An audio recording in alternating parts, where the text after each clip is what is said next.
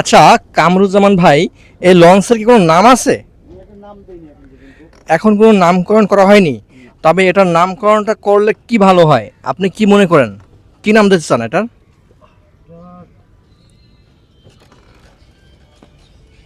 মূলত এখন পর্যন্ত কোনো করি নাই তো। আপনার হলো কি আমি এটা ইঞ্জিন লাগাবার পর হ্যাঁ।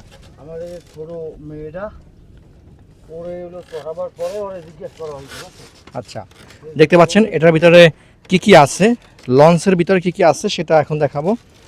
দেখতে পাচ্ছেন লঞ্চের ভিতরে বিভিন্ন রকমের পুরান জিনিসপত্রর অংশবিশেষ ধারায় তৈরি করা এই লঞ্চটি। বিশেষ করে ককশিট, এখানে ককশিট রয়েছে। এখানে বিভিন্ন রকম পলিথিন বা ফ্রিজের অংশবিশেষ দেখা যাচ্ছে। ফ্রিজের অংশবিশেষ দেখা যাচ্ছে, বেশিরভাগই ককশিট দ্বারা নির্মিত।